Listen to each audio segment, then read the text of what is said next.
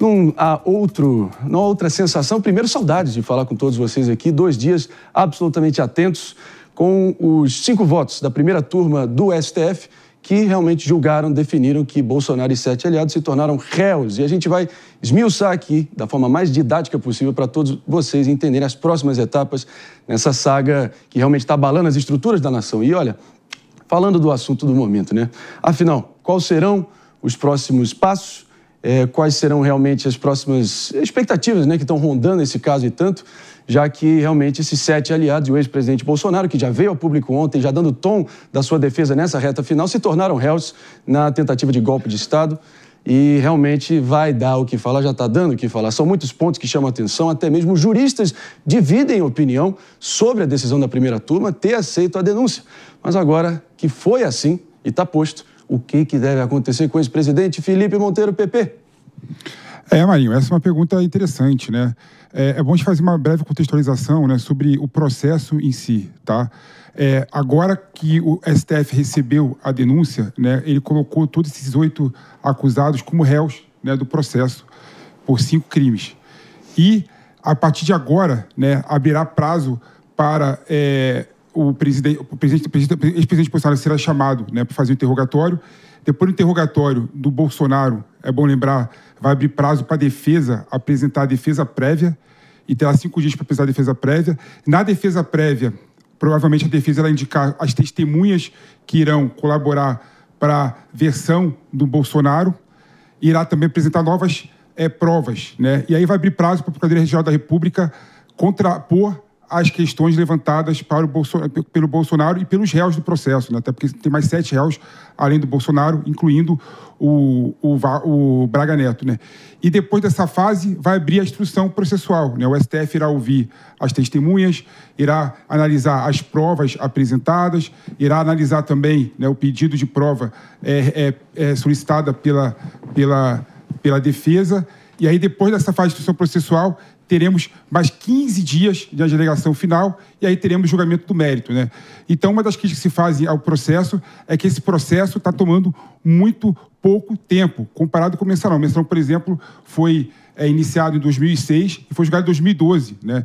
E esse processo do Jair Bolsonaro foi iniciado, né, esse ano com a denúncia, irá ser julgado no mesmo ano. Então, algumas pessoas criticam, de certa forma, essa celeridade da justiça, que dá uma roupagem, de certa forma, de uma certa parcialidade, querendo, né, fazer o julgamento de acordo com o calendário eleitoral de 2026. Isso é uma crítica que eu acho válida, que tem que ser colocada, tem que ser posta também. Em relação ao julgamento em si, Marinho, deixa eu só fazer uma parte sobre essa parte da velocidade do julgamento. Vai que é sua mão. Porque muitos também argumentam que de 2006, quando começou o caso do Mensalão, para hoje, muitas mudanças aconteceram na estrutura operacional do Supremo. Por exemplo, a digitalização dos processos hoje é quase integral. Em 2006, ainda havia muita parte do processo que era físico, que era literalmente aqueles carrinhos com um monte de papel que saíam de um gabinete para o outro. Além disso, o Mensalão foi o primeiro grande caso penal julgado no Supremo. Então, houve uma aprendizagem sobre como fazer esse tipo de processo se tornar mais rápido na Suprema. Lembrando, Pepe, só vou levantar para você continuar, a lei que regula os ritos, né, para julgamento de ações penais no Supremo é a Lei 8.031 de 1990. Então, claro que já houve várias mudanças, mas você está dizendo que não, que o mano está errado. Esse é o ponto principal.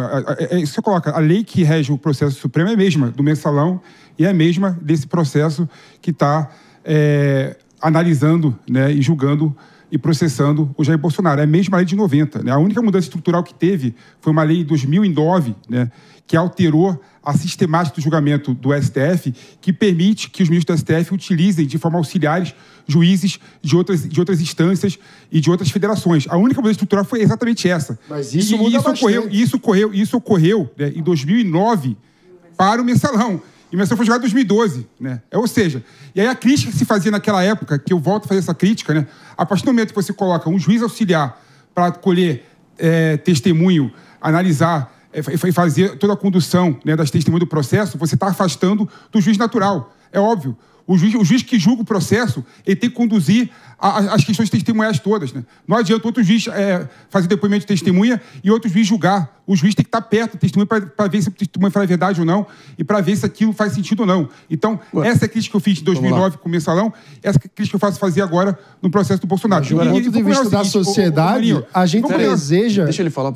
Eu acabei de falar, mas tudo bem. Já volto contigo. De um ponto de vista da sociedade, a gente deve desejar que o judiciário se torne mais rápido e não mais lento. A gente fala isso cotidianamente aqui sobre o volume de outros crimes que o judiciário é muito lento. Então não faz sentido, na minha visão, criticar celeridade. O que a gente tem que cobrar do judiciário é celeridade sempre. Essa é outra conversa fiada, cara. Que algumas pessoas... Mas tem uma... Assim, a justiça não é fazer coxinha, mano. A justiça tem seu tempo, né? Às vezes, mano, eu acho que, assim, vou jogar um caso com essa complexidade. Pera aí. Um caso com essa complexidade toda. É o caso mais grave, o crime mais grave do Brasil. É crime contra o Estado Democrático de Direito. É crime que analisa se houve outra tentativa de golpe. Não adianta você querer dar seriedade nesse processo. A justiça tem seu tempo. Às vezes, quando a justiça acelera de forma completamente injustificada, ela está cometendo uma injustiça. E eu espero que o Jair Bolsonaro e os 7 réus tenham um julgamento justo. E pelo que eu estou vendo nesse processo, na análise preliminar, não está sendo por aí. Então, inclusive, eu ia colocar esse ponto, e o Mano me interrompeu quando eu fui colocar, um dos pontos que eu acho absurdo o STF não ter decidido favorável é não ter colocado o julgamento no plenário do STF. É isso. Primeira turma do STF. É por isso que eu gosto de você, já deu o tom aqui da conversa, mas, Jesse Peixoto, talvez esse seja o ponto principal, porque o próprio ex-ministro Marco Aurélio Mello, ele disse que em 31 anos de Suprema Corte, jamais um processo de natureza criminal foi julgado por uma turma. Jamais. Que é a primeira vez que ele vê algo realmente sendo julgado por uma turma e não no plenário. Esse talvez seja um dos pontos principais que estão postos, além das 1001 outras alegações da defesa que eu quero que você repercuta, por favor, claro, de perseguição política, de desequilíbrio da justiça, de falta de devido processo legal, da celeridade dos prazos, né? A acusação da PGR teve 83 dias, a defesa de Bolsonaro teve 15 dias para poder se defender e apresentar. E aí? Não, perfeito. Realmente, eu acho que o ponto principal aqui é o julgamento não ter ido para o plenário, que era uma solicitação da defesa e que, vale dizer também, foi o voto ali nas preliminares do ministro Fux. E que ele se baseia numa concepção da própria casa em relações que se excederam em relação a outros processos, até mesmo recentes, onde essa ideia de foro estendido, né, muito estranho ver o Bolsonaro sendo julgado no Supremo, porque afinal de contas ele e vários participantes ali não detêm mais o foro privilegiado. Mas essa ideia do foro estendido, ela também pegaria a figura do presidente. Se pega se o foro é enquanto presidente e pega a figura do presidente, seria um crime, uma ação muito grave. Por isso, deveria seguir ao pleno. Esse é o entendimento para várias outras ações do Supremo Tribunal Federal. Então, quando o ministro Fux vai votar, ele chega a mencionar das incoerências, que ele não pode ser um juiz de incoerências. E como ele já se pronunciou em relação a isso em outras situações, ele fazia voz ali a que esse voto, de fato, estivesse no plenário do Supremo Tribunal Federal, com os 11 ministros julgando este processo, que é um processo muito importante mesmo, pelas várias formas e contornos que toma pela nação. E são vários os pontos que a defesa levanta em relação a isso. Um outro ponto muito mencionado tanto pela defesa, mas por juristas críticos, é a situação de partes, ou seja, o ministro Alexandre de Moraes, que lá naquele plano que se desenhou da adaga verde e amarelo... Punhal, verdade. Não os kids pretos, inesquecíveis, figuras da República. É mencionado que ele estaria ali sendo atrelado e uma vítima, né, desse plano, e, no entanto, ele julga este mesmo processo, por sinal, foi o relator. Até um momento, André, que me chamou muito a atenção no julgamento, é quando ele vai mencionar o presidente Bolsonaro, e ele fala, o presidente Bolsonaro, que naquele evento do 7 de setembro, deferiu algumas palavras carinhosas em tom de ironia a mim. Palavras escorreitas. Lembra? Foi isso que ele falou. E quando ele fala isso, quando ele usa essa ironia em relação a isso, ele está ali se mostrando bem que talvez para um grupo muito razoável da população não existe essa separação. E vale mencionar que, por ser um julgamento tão acompanhado, as pessoas elas acabam tendo sensações diversas sobre isso, o que pode levar também a uma descredibilização da própria corte em relação à visão popular dos apoiadores de Jair Bolsonaro. Mais uma razão, até pela segurança do processo, para estar no pleno. Agora, Jesse bancada, olha só, para dar realmente aqui o retrato completo, mais preciso possível, a gente já vai estar trazendo aqui a sonora do próprio ex-presidente Bolsonaro, se prontificou ali na frente do pool da imprensa e das primeiras declarações após ele ser confirmado como réu. Temos as imagens então, minha diretora Lina? Podemos? Vamos conferir. Aonde é que você tem qualquer coisa minha defendendo intervenção militar? Quantas vezes que a gente fazia movimentos pelo Brasil, eu pegava o pessoal meu, quem tiver com faixa de AI-5, chega lá, o que é AI-5? Eu não sabe o que é isso. Eu nomeei os comandantes militares a pedido do Lula. Como é que eu vou dar golpe comandando os outros? Você acha que um comandante ia aceitar um golpe? Pergunta para qualquer um dos 3 comandantes. Presidente, para qualquer um dos 3 comandantes. Em algum momento o ex-presidente falou em golpe com vocês? E olhando adiante aqui, pessoal, há novos personagens que podem entrar nessa trama jurídica, nesse enredo jurídico, até os próprios generais do alto comando que se recusaram a participar da suposta trama golpista, eles poderão testemunhar, fazer parte do processo agora na fase de instrução, certo? Ali como testemunhas. Isso pode agregar novos elementos ali decisivos para referendar ou invalidar tudo que foi colocado. Lembrando que o único membro foi o almirante Almir Garnier dos Santos, que foi o personagem central nos últimos dias, como o cara que teria, né, a figura que teria embarcado nessa trama e arquitetado ela em grande parte. E sempre é alegado, né, David de Tarso, você que acompanhou no detalhe essa saga, 6 delações premiadas, relatos conflitantes do próprio ex-tenente-coronel Mauro Cid, ex-ajudante de ordens do Jair Bolsonaro, e que foi ali prova, enfim, fonte central, definidora para a construção desse processo todo, né? Exatamente, mas uma coisa que eu acho que é bastante preocupante é realmente em relação a esse tempo da defesa, porque a análise, até o ministro Alexandre de Moraes falou sobre a acusação ter o mesmo tempo de análise, até mesmo gigabytes e vários documentos que eles precisam analisar, que a defesa e a acusação têm o mesmo tempo. Não é bem assim, né, que funciona no processo. Outra questão também é a quantidade de testemunhas que podem ser ouvidas.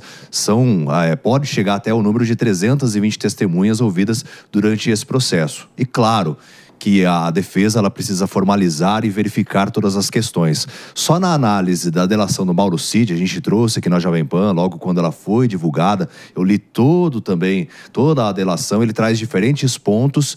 E ontem no julgamento, a gente acompanhando aqui no Morning Show, que foi no horário do Morning, o ministro Alexandre de Moraes quis trazer materialidade quanto à acusação, trazendo até mesmo o vídeo dos atos do dia 8 de janeiro, atribuindo assim que o ex-presidente Jair Bolsonaro e os aliados teriam arquitetado esse golpe e dessa forma ele foi executado por meio das ações do 8 de janeiro. Então, ele trouxe essa associação e por isso que a defesa também diz que já houve um julgamento parcial e que ele se tornaria réu de fato. Mas aqui, uma questão interessante sobre em relação... o processo, vamos esmiuçar o processo, olhando adiante. Só nisso que o David falou, uma questão interessante sobre o vídeo.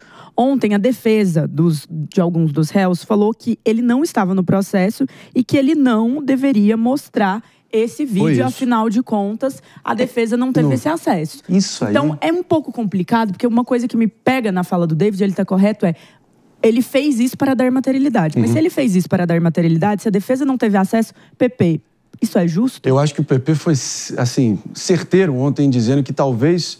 Primeiro, muito dessa fase atual já foi antecipada nos votos de ontem, né? Mas principalmente, talvez, foi o ministro Alexandre de Moraes na sua tentativa até de converter a opinião pública como um todo para o seu lado e também para o lado ali da primeira turma. Confere?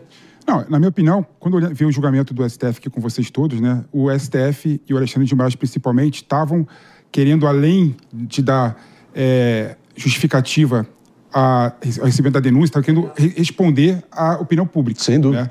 Inclusive, em vários momentos, né, ele mostrou vídeos, né, falando da questão mostrando, olha aqui como foi absurdo o que aconteceu, respondeu o advogado, a Camilúcia também respondeu o advogado na hora, né? Como assim a BIM é responsável pela segurança das eleições? Ou seja, o STF buscou a todo momento responder a opinião pública. E teve um fato paradigmático no julgamento, que foi o Alexandre de Moraes respondendo, né, o Fux, né, que teoricamente abriu, né, um flanco para absolver alguns réus. Alguns réus. Né, e também analisar e reanalisar algumas questões que foram julgadas anteriormente das penas graves, né, e excessivas para muitas pessoas em relação à invasão do STF e do Congresso Nacional. Né.